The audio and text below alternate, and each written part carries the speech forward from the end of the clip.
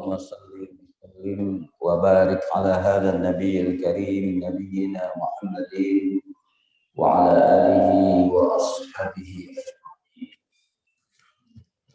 أشهد أن لا إله إلا الله وأشهد أن محمدا عبده ورسوله.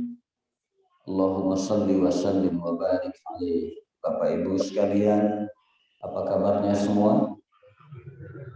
Alhamdulillah, luar biasa, Allahu Akbar. Tentu pada kesempatan ini masih di Syawal, saya menyampaikan taqabbalallahu minna wa minkum siyamana wa siyamakum kullu amin wa antum bi khair. Allahumma ja'alna wa iyyakum minal a'idin wal faizin wal maqbulin. Mudah-mudahan kita semua Allah berikan nilai Ramadan yang luar biasa, sehingga insya Allah setahun ke depan kita semua insya Allah menjadi orang-orang yang khair, yang baik. Amin. Bapak Ibu yang dimuliakan Allah Subhanahu wa taala, tema kita pada hari ini adalah kembali kepada fitrah. Saya tadi mulai dengan doa. Cuman terkadang kita kalau menyampaikan kepada orang lain memulai dari minal a'idin wal faizin. Sebenarnya itu kurang tepat.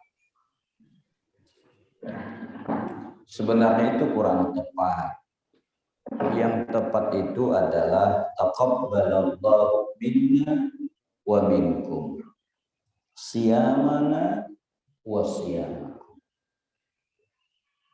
Baru kemudian kullu amin wa antum bi khair.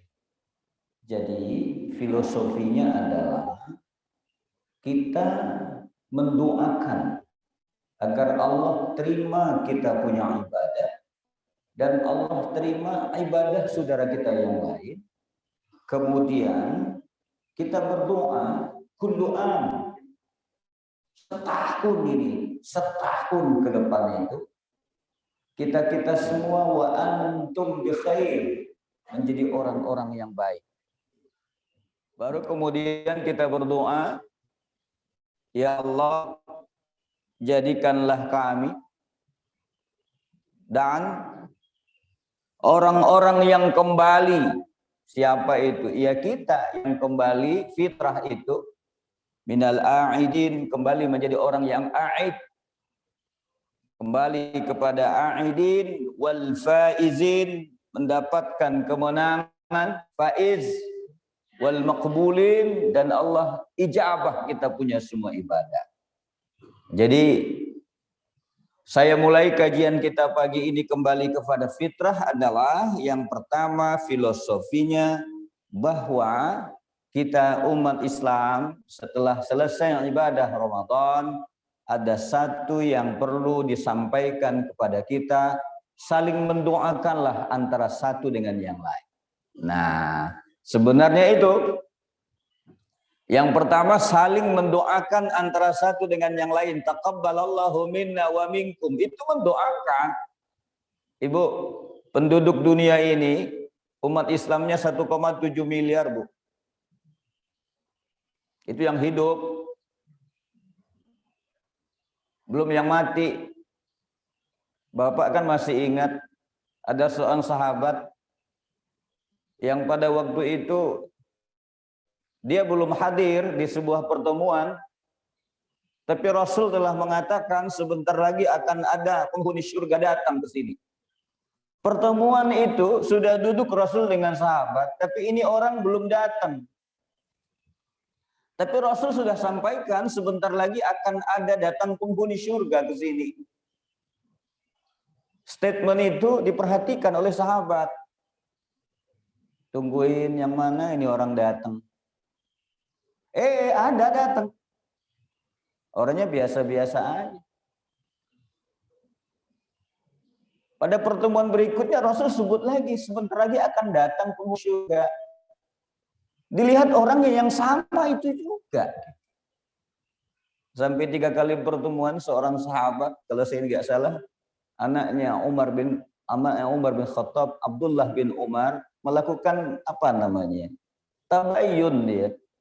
Ini orang apa disebut penghuni surga? Padahal biasa-biasa saja. Penampilannya biasa gitu. Apalagi bawa kue gitu kan, lebih luar biasa. Hah? Sampai akhirnya dia bertamu ke rumah itu. Disampaikan, ente disebut Rasul penghuni surga. Kita mau tahu ibadah ente itu apa sih? Kenapa disebut penghuni surga? Luar biasa. Apa jawaban beliau? Ya lihat aja keseharian saya. Tahajudnya biasa, sholatnya biasa, ya toh? Biasa aja sama, Pak. Bekerja sebagai orang biasa gitu. Sampai akhirnya penasaran, kalau begitu kenapa ente disebut dengan penghuni surga? Tahu ternyata jawaban beliau. Iya, kalaupun saya disebut dengan penghuni, saya nggak tahu dah. Tapi yang pasti ibadah yang sering lakukan itu mungkin aneh ya. Tapi ini saya rutinkan, saya biasakan. Apa itu? Ya sebelum saya tidur malam itu, saya lalu berdoa kepada umat Islam. Saya ikhlaskan kesalahan orang kepada saya. Dan saya bercepat-cepat untuk mohon ampunkan kepada Allah. Andaikan orang buat salah kepada saya mohon Allah supaya angkat itu kesalahan. Tanpa orang lain tahu. Nah kalau bahasa lainnya Pak, inilah yang disebut dengan ihsan. Jadi ihsan itu begini, kalau saya datang ke Bapak, Ibu, Bapak saya mohon maaf ya atas kesalahan saya. Bapak dan Ibu maafkan itu biasa. Tapi sebelum saya datang mohon maaf, mohon ampun kepada semua kesalahan, kemudian Bapak udah duluan maafin, itu luar biasa. Malah yang lebih luar biasa lagi, ketika ada orang yang menzalimi kita Ibu, dia sering ghibah kita, tapi lebaran ini Ibu datang ke rumahnya, kemudian Ibu kasih hadiah dia malah. Itu luar biasa. Itulah yang disebut dengan ihsan. Orang kasih kita sesuatu yang tidak baik, setelah kita maafkan malah kita berikan dia hadiah. Kita berikan kepadanya sesuatu yang menggembirakannya. Itulah yang disebut dengan ihsan. Luar biasa. Maka inilah ibadah beliau ini sehingga disebut dengan penghuni surga. Jadi Ibu 1,7 miliar penduduk dunia yang muslim hari ini, sebelum kita tidur malam Bapak berdoa, Allahumma ghfir lil muslimina wal muslimat. Coba itu Bapak bayangkan. Kita doakan umat Islam itu sebelum kita tidur malam. Coba kita bayangkan. Allahumma ghfir lil muslimina wal muslimat wal mu'minina wal ahya'i minhum wal amwat. Jadi kalau mau bicara ibadah, banyak sekali peluang yang kita buat sebetulnya. Cuman kita terkadang asik dengan diri sendiri. Maka sering saya bilang di mana-mana, Indonesia hari ini, umat Islam Indonesia hari ini, umat Islam dunia hari ini, yang diperlukan tidak hanya orang-orang saleh, tapi yang diperlukan adalah orang saleh dan orang musleh. Orang yang mau menggerakkan kebenaran, itu yang sangat diperlukan hari ini. Ini yang hadir hari ini tidak sekedar orang saleh. Betul.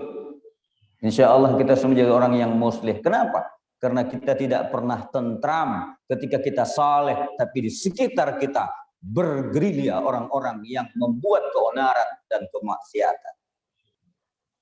Maka minal a'idin wal faidin itu tidak sekedar ucapan. Semua kita insya Allah a'id, faiz, orang yang menang. Tapi kemenangan kita ini tidak boleh hanya untuk diri kita, tapi sesungguhnya harus bisa menjadi kemenangan bersama. Maka saya bilang, saya ceramah di sini kalau untuk mendidik orang-orang yang soleh, saya yakin bukan saya orangnya, banyak. Tapi tugas saya di sini adalah ngomporin Bapak dan Ibu untuk tetap semangat, ya, untuk tetap semangat. Maka saya salut jika ada anak-anak yang hadir di masjid seperti ini subuh hari. Saya sering bilang, saya salut itu. Saya salut dengan orang tuanya karena mampu bawa anaknya ke masjid. Betul, Pak? Betul. Kita ini insya Allah punya peran itu. Jadi jangan pernah diam untuk tidak mengingatkan anak dan cucu kita agar menjadi pelanjut risalah Allah. Kenapa? Taqabbalallahu minna wa minkum siyamana wa siyamakum kullu amin wa antum bi khair. Kita kepingin semua kita tahun sedepan ini ditemukan Allah, kita Ramadan akan datang khair, menjadi orang-orang yang khair. Kuntum khaira ummah. Kamu itulah khaira ummah, the best. Khairah ummah itu the winner, Pak, pemenang. Syaratnya apa? Kuntum khaira ummatin ukhrijat linnas. Syaratnya kalau kita ingin menjadi pemenang, ukhrijat linnas. Keluarkan itu manusia minaz zulumat ilan nur. Dari mereka kegelapan kepada cahaya kebenaran. Nah, tapi kalau menjadi biasa-biasa saja, ya cukup hidup kita sendiri, sedekah sendiri, sholat sendiri, ibadah sendiri. Mudah-mudahan insya Allah soleh. Tapi dengan kita menggerakkan potensi yang ada, melalui syiar dakwah begini, melalui masjid begini, melalui ta'lim ibu gerakkan kembali. Jangan diam, Bu. Jadi jangan habis lebaran, kemudian COVID-19 sudah selesai, kita adem, jangan. Ini kesempatan kita untuk bangkit. 2 tahun kita telah diam, terpuruk, saatnya kita bangkit. Ini banyak majlis taklim masih loyo-loyo nih. Masih hura-hura dengan lebarannya. Ya, saya ingatkan hari ini tidak saatnya lagi kita berleha-leha. Karena apa? Tantangan kita dalam konteks memperbaiki akhlak umat ini sangat besar sekali. Karena itu filosofi yang pertama adalah ba'da Ramadan ini kita disuruh tetap saling mendoakan. Siyamana wa siyamakum. Ya Allah, jadikanlah puasa kami dan puasa saudara kami taqabbal, engkau terima. Wa antum bi khair, dan jadilah saudara kami menjadi orang-orang yang baik. Jadi bukan kita saja yang baik, tapi kita doakan saudara kita menjadi saudara yang baik. Kemudian ini bermakna bahwa kita tidak boleh saling curiga antara satu dengan yang lain. Kenapa masih ada lagi orang yang saling curiga gitu? Ini yang saya sebut dengan Ramadan ini menyelesaikan seluruhnya. Tidak boleh umat Islam saling mencurigai antara satu dengan yang lain, saling ghibah antara satu dengan lain. Kenapa? Karena sudah kita mulai dengan doa taqabbalallahu minna wa minkum siyamana wa siyam. Jadi dampak dari Ramadan la'allakum tattaqun itu sudah dimulai di situ. Eksekusinya sudah dimulai dari situ. Nah, kemudian yang kedua, nanti boleh Bapak lihat Quran surah Al-Hasyr ya. Tadi kalau kaitan dengan doa yang pertama itu, kita buka surah Al-Hujarat, itu sering kita baca. Ya ayyuhalladzina amanu la yaskhar qaumun min qaumin asa an yakunu khairan minhum wala nisa'un min nisa'in asa an yakunna khairan minhun wala talmizu anfusakum wala tanabazu bil alqab bi'sal ismul fusuq ba'dal iman wa man lam yatub fa ulaika humuz zalimun. Janganlah kamu mengolok-olokkan kaum yang lain. Nah, itu. Jadi filosofi kenapa kita diajarkan berdoa itu sebagai gambaran bahwa kita umat Islam tidak boleh mengolok-olokkan yang lain, tidak boleh yang perempuan mencemooh perempuan yang lain, tidak boleh laki-laki mencemooh laki-laki yang lain, dan sebaliknya. Tidak boleh satu kelompok mencemooh kelompok yang lain. Ini sesuatu yang perlu menjadi catatan kita. Kemudian yang kedua, kita boleh buka surah Al-Hasyr ya. Surah Al-Hasyr surah 59 misalnya pada ayat 8, 9, 10. Pada ayat 8, 9, 10 itu Bapak Ibu sekalian, للفقراء المهاجرين الذين أخرجوا من ديارهم وأموالهم يبتغون فضلا من الله ورضوانا وينصرون الله ورسوله أولئك هم الصادقون. Di dalam surah ini Allah memuji 3 kelompok manusia. Yang pertama disebut dengan muhajirin. Muhajirin kita tahu adalah orang-orang yang meninggalkan kota Makkah menuju Madinah.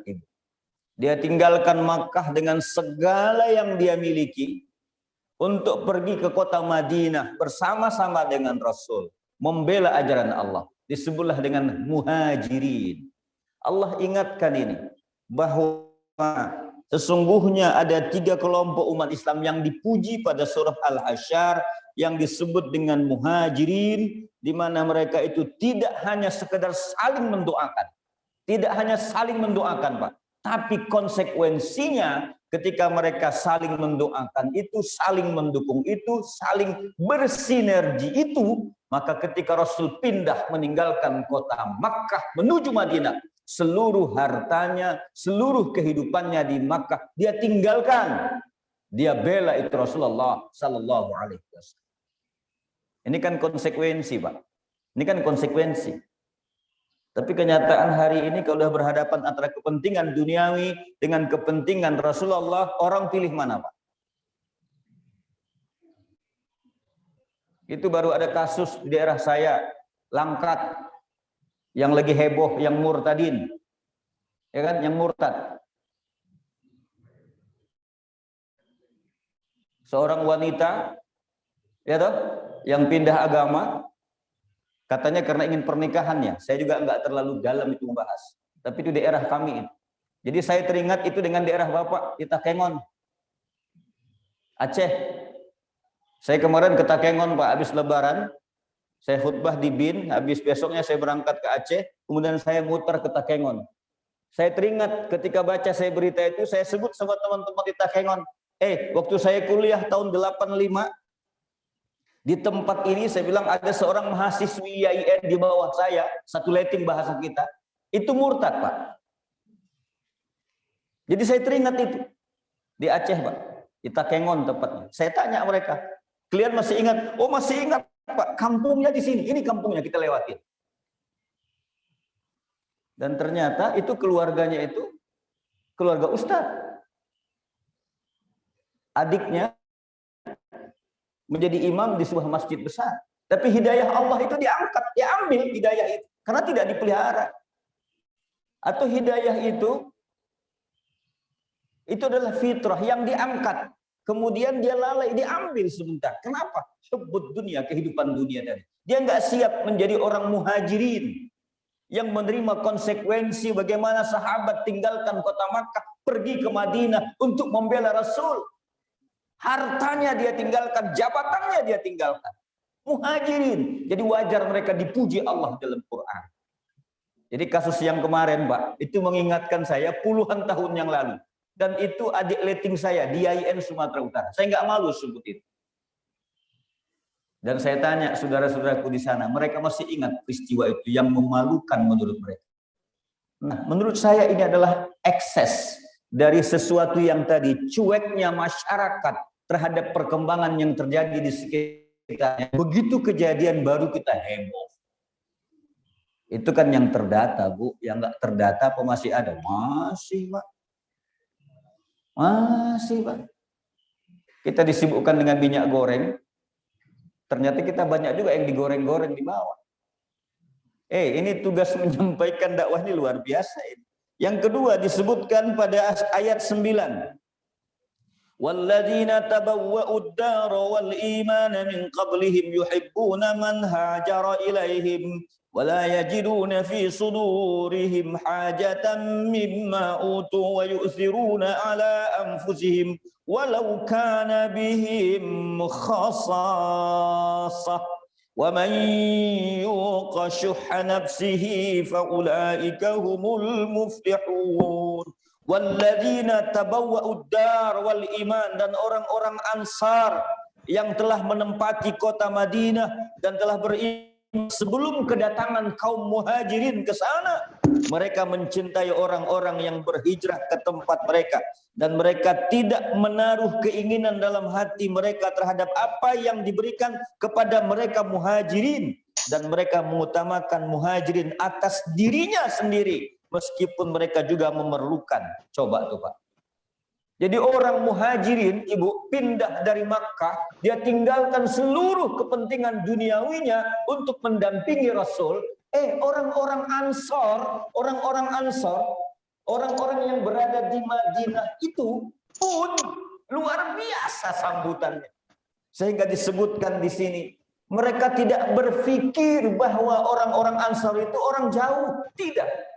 Malah apa yang mereka miliki di kota Madinah mereka serahkan kepada orang muhajirin, padahal mereka lebih memerlukan itu. Ini luar biasa. Maka puji dalam Al-Quran muhajirin dan ansar. Pertanyaan kemudian, saya dan kita apakah bisa mengikuti kaum muhajirin dan ansar sebagai simbol kita kembali kepada fitrah? Jadi kembali kepada fitrah itu bukan sekedar minal aizin wal faizin taqabbalallahu minna wa minkum. Tidak. Menurut saya kita punya tugas yang berat. Ini dua. Nanti boleh Bapak Ibu lihat surah Al-Hasyr, 8 cerita muhajirin, 9 cerita ansar. Yang ke-10. Walladzina ja'u min ba'dihim yaqulun Rabbana ighfir lana wa li ikhwanina alladhina sabaquna bil iman wa la taj'al fi qulubina ghillan lil ladzina amanu Rabbana innaka ra'ufur rahim. Allah. Nah, ada muhajirin, ada ansar. Terus kita masuk di mana?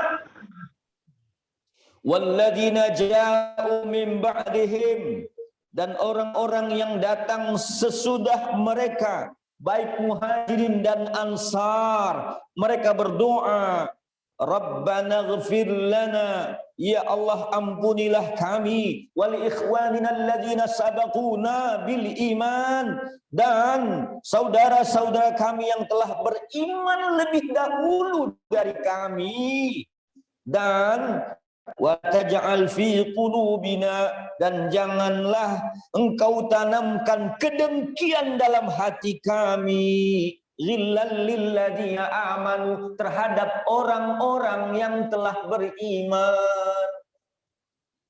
Wala taj'al fi qulubina ghillal lilladzina amanu. Ya Allah, jangan engkau tanamkan dalam diri kami ini penyakit. Apa penyakitnya, Pak? Dengki terhadap orang-orang yang telah beriman. Itu yang saya sebut tadi, Pak. Masih aja saling mencurigai antara satu dengan yang lain. Masih aja tidak senang kalau ada orang yang lain yang lebih baik dari dia. Ini doanya. Jadi ada 3 kelompok. Muhajirin sudah jelas sikapnya. Ansar sudah jelas sikapnya. Terus kita di mana? Kita harus menjadi orang yang ketiga. Yaitu siapa itu? Orang yang datang setelah muhajirin dan ansar selalu berdoa. Apa doanya? Rabbana ighfir lana dzunubana. Rabbana ighfir lana, ya Allah ampuni kami. Wa li ikhwanina alladzina sabaquna bil iman. Dan doakan juga saudara kita yang 1,7 miliar tadi, plus orang-orang yang telah wafat sebelum kita, supaya mereka menjadi orang-orang yang Allah terima juga, ampuni juga dia punya dosa. Dan ada satu doa yang lebih spesial, apa itu? Wala taj'al fi qulubina ghillal lil ladzina amanu, dan janganlah tanamkan kedengkian dalam hati kami terhadap orang-orang yang telah beriman. Ini doa ini sering dibaca kapan nih, Pak? Ini biasa kita baca kalau ada sholat jenazah. Yang pertama kan kita baca salat jenazah berapa takbir? 4 ya. Takbir pertama baca Fatihah, betul ya? Takbir kedua salawat kepada Nabi kita Muhammad sallallahu alaihi wasallam. Takbir ketiga doa untuk jenazah itu. Takbir keempat langsung salam. Ini doanya. Allahu Akbar. Sebelum Assalamualaikum. Rabbana fighfir lana dzunubana wa li ikhwanina alladhina sabaquna bil iman wa la taj'al fi qulubina ghillan lil ladzina amanu rabbana innaka ra'ufur rahim. Assalamualaikum. Salam. Cuman kan kita biasanya sampai takbir keempat Allahu Akbar. Assalamualaikum, assalamualaikum, selesai. Ya memang begitu. Tapi tambah ini doa. Rabbana ighfir lana dzunubana. Hafal nih Pak ya, kita ulang. Rabbana ighfir lana dzunubana. Rabbana ighfir lana dzunubana. Rabbana ighfir lana wa li ikhwanina alladzina sabaquna bil iman. Rabbana ighfir lana wa li ikhwanina alladzina sabaquna bil iman wa la taj'al fi qulubina ghillan lil ladzina amanu rabbana innaka ra'ufur rahim. Jadi bukan sekedar doa, kita diajarkan menjadi orang yang mendoakan saudara kita. Kemudian kita berdoa agar Allah tidak tanamkan kedengkian pada diri kita terhadap saudara kita yang telah beriman. Nah, Bapak Ibu sekalian, karena itulah maka filosofi yang saya maksud tadi, setelah Ramadan sebelum kita kembali kepada filosofinya saling mendoakan antara satu dengan yang lain, hilangkan yang namanya kecurigaan, hilangkan yang namanya ghibah, hilangkan yang namanya saling menghujat antara satu dengan yang lain. Karena apa? Karena ternyata Allah memuji 3 kelompok manusia yang saling bersinergi, yang saling membantu. Siapa itu? Muhajirin, Ansar, dan kelompok yang ketiga setelah itu adalah orang-orang yang beriman, yang mendoakan saudaranya sebelumnya dan mendoakan agar dirinya umat Islam tidak terkena penyakit hasad. Nanti boleh dilihat Ibu, Quran surah Al-Hasyr surah ke-59 ayat 8, 9 dan 10. Bagi Bapak yang mengikuti di Zoom bisa dilihat ya. Kemudian yang kedua, ini sudah 539, sebentar lagi. Kalimat minal a'idin wal faizin itu menandakan bahwa di sana ada yang disebut dengan a'id, kembali. Apa yang kembali itu? Idul Fitr, kembali kepada fitrah. Nah, nanti boleh dilihat surah Ar-Rum, surah ke-30 ayat 30. Kalau ada Bapak bawa Al-Quran, silakan dilihat. Surah Ar-Rum, surah 30, ayat 30. Jadi enak melihatnya, Bu. Surah 30, ayat 30. Fa'aqim wajhaka lid-dini hanifa. Fitratallahi allati fataran nasa 'alaiha la tabdila li khalqillah dzalikad dinul qayyim walakinna aktsaran nasi la ya'lamun. Ini dalil yang menyatakan bahwa hadapkanlah wajahmu dengan lurus kepada ad-din, lid-dini hanifa. Jadi fitrah yang dimaksud di sini adalah bertauhid kepada Allah Subhanahu wa taala. Jadi kalau kita Id al-Fitr itu maknanya kita dianjurkan untuk memperbaiki kita punya tauhid. Kita punya tauhid rububiyah, tauhid uluhiyah, tauhid kepada Allah, sifat-sifat Allah yang wajib. Itu semua harus kita perbaiki, harus kita tingkatkan kebersihan kita punya hati. Jadi fa'aqim wajhaka lid-dini hanifa fitratallahi allati fataran nasa 'alaiha, sesuai dengan fitrah Allah. Kenapa? Ciptakan manusia menurut fitrahnya. La tabdila li khalqillah, tidak ada perubahan pada ciptaan Allah. Zalikad dinul qayyim, itulah agama yang hanif, agama yang lurus. Walakinna aktsaran nasi la ya'lamun, akan tetapi kebanyakan manusia tidak mengetahuinya.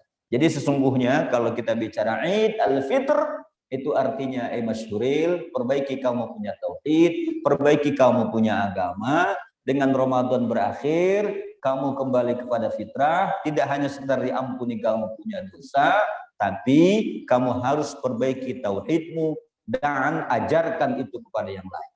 Sebenarnya itu ya, Id al-Fitr.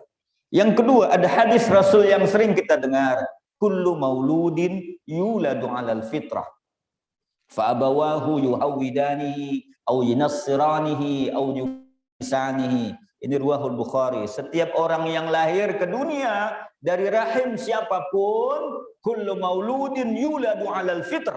Dia sungguhnya dilahirkan dalam keadaan fitrah, bertauhid kepada Allah Subhanahu wa taala. Fa abawahu, maka kedua orang tuanya lah, yuhawidanihi, yang berpotensi membuat anak itu menjadi Yahudi, au yunassiranihi, atau membuat anak itu menjadi Nasrani, au yumajjisanihi, atau membuat anak itu menjadi Majusi. Jadi Bapak Ibuku sekalian, tugas kita hari ini, saya dan kita hari ini, ialah ingatkan kepada anak-anak kita ketika mereka akan menyambut cucu kita yang lahir. Ingat, agama anak-anak itu ke depan sangat tergantung kepada kualitas tauhid ayah dan mak dari anak. Sangat tergantung kualitas nilai seseorang dalam melakukan agamanya. Jadi kalau kita sering berdoa, Rabbana hablana min azwajina wa dzurriyyatina qurrata a'yun waj'alna lil muttaqina imama, itu tidak sekedar doa, tapi perlu ada kedisiplinan untuk itu. Nah, karena itulah maka Surah Ar-Rum 30 dan hadis Rasul tadi itu mengingatkan kita untuk membuka surah Al-A'raf. Silakan buka surah Al-A'raf ayat 172. Surah Al-A'raf surah ke-7 ayat 172.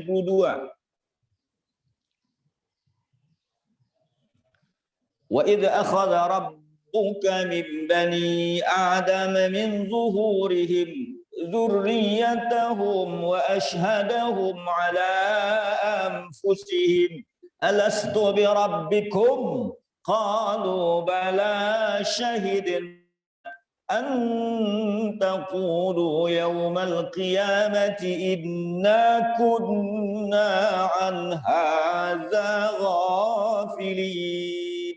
Dan ingatlah ketika Allah Subhanahu wa taala mengeluarkanmu dari sulbi, tulang belakang anak cucu Adam, keturunan mereka, dan Allah mengambil kesaksian terhadap ruh mereka.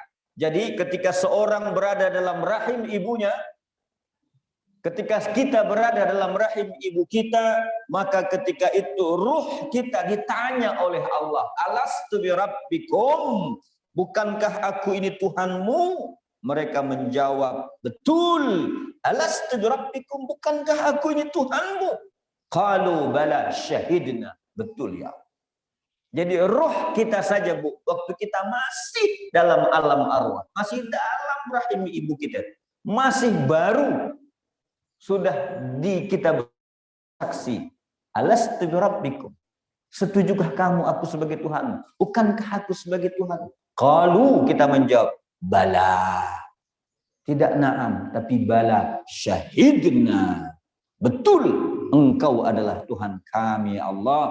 Kami bersaksi, kami lakukan yang demikian itu agar di hari kiamat kamu tidak mengatakan sesungguhnya ketika itu kami lengah terhadapnya. Jadi tidak ada alasan kita di hari kiamat nanti membantah. Saya nggak pernah disampaikan, sudah jauh sebelum kita lahir ke dunia. Karena itulah maka fitrah yang lahir tadi itu automatically dia bertauhid, karena jauh sebelum lahir pun sudah ditanya kesaksian kita terhadap Rabb kita Allah Subhanahu wa ta'ala. Jadi kesimpulannya bahwa Eid al-Fitr kembali kepada fitrah ini sekaligus membantah tidak ada yang disebut dengan ateis. Jadi kalau orang sebut ateis tidak mengakui adanya Tuhan karena mereka tidak paham. Ternyata ini ayat mengajarkan kepada kita seluruh makhluk manusia yang lahir ke dunia dari rahim siapapun jauh sebelum lahir sudah menyatakan, rohnya itu sudah menyatakan bahwa dia bersaksi Allah Rabb. Maka jangan heran nanti ketika di akhirat sebelum kita wafat, ya ayyatuhan nafsul mutmainnah irji'i ila rabbiki radiyatan mardiyah fadkhuli fi ibadi wadkhuli jannati. Jadi ini ruh ini harus kita pelihara. Maka ini hari ini makanannya makanan ruh, Pak. Nah, Bapak Ibu sekalian, jadi ayat tadi itu menjelaskan kepada kita tidak ada itu ateis sebenarnya. Bapak Ibu sekalian, mungkin Bapak atau kita sudah punya data ya. Memang di negeri ini banyak agama, tapi orang yang menyatakan dirinya tidak beragama juga ada, Pak. Cuma tidak diekspos saja sebenarnya. Nah, bukan seperti Firaun. Bapak Ibu sekalian, siapa yang nggak kenal dengan Firaun? Nanti boleh lihat surah An-Nazi'at, di mana Firaun itu mengaku dirinya sebagai Tuhan. Betul? Saking hebatnya merasakan dirinya itu, semuanya dia miliki. Dia tidak hanya menjadi seorang pemimpin di negeri zaman itu, tapi dia mengakui dirinya sebagai Tuhan. Hebat nggak itu? Tapi apa yang terjadi Bapak Ibu sekalian? Ini pertanyaannya. Bahwa ketika dia mau mati, ketika dalam keadaan mau mati, fitrahnya datang. Nanti boleh lihat surah Yunus. Kita lihat surah Yunus. Surah Yunus, surah ke-10, ayat 91 dan 92. Ini kita buktiin ya. Al-ana wa qad asaita qablu wa kunta minal mufsidin falyawma nunajjika bibadanika litakuna liman khalfaka ayah wa inna katsiran minan nasi an ayatina laghafilun. Al-an, begitu sudah dalam keadaan mau mati itu Firaun yang mengakui diri sebagai Tuhan, ternyata fitrahnya itu datang, Pak. Datangnya kapan? Ketika dia mau taubat. Apa dia sebut? Al-an. Allah tanya, mengapa baru sekarang kamu beriman? Mengapa baru sekarang? Al-an. Wa qad asaita qablu wa kunta minal mufsidin. Padahal sesungguhnya engkau telah durhaka sejak dahulu dan engkau termasuk orang yang berbuat kerusakan. Jadi maknanya fitrah itu tidak boleh didustakan. Ada pada setiap orang. Hatta Fir'aun pun ada fitrahnya. Datang itu fitrah. Tapi terlambat. Al-an. Baru sekarang kata Allah. Falyawma nunajjika, maka pada hari ini kami selamatkan jasadmu agar engkau dapat menjadi pelajaran bagi orang-orang yang datang setelahmu. Tetapi kebanyakan mereka tidak mengindahkan tanda-tanda kekuasaan kamu. Benar, Pak? Benar ya? Jasadnya diselamatkan, tapi itu tidak menjadi pelajaran. Ini bukan sekedar cerita, Pak. Lihat nanti surah Yunus, Ibu. Surah ke-10 ayat 91 dan 92 agar orang tidak bilang macam-macam. Firaun yang merasa dirinya hebat mengaku diri sebagai Tuhan, tetapi pada saat mau kematiannya fitrahnya datang. Dan itu menjadi pelajaran. Banyak orang begitu, bandel-bandel, begitu akhirnya datang fitrah. Allahu Akbar. Kalau Allah ampunkan, subhanallah. Tapi kalau seperti Fir'aun ini, na'udzubillah, summa na'udzubillah. Yang berikutnya, fitrah diartikan dengan jati diri. Ya, jati diri itu maknanya kita kembali kepada fitrah, kembali kepada jati diri kita. Apa jati diri kita, Pak? Kita makhluk sosial, Ibu. Makhluk yang harus care dengan sekelilingnya.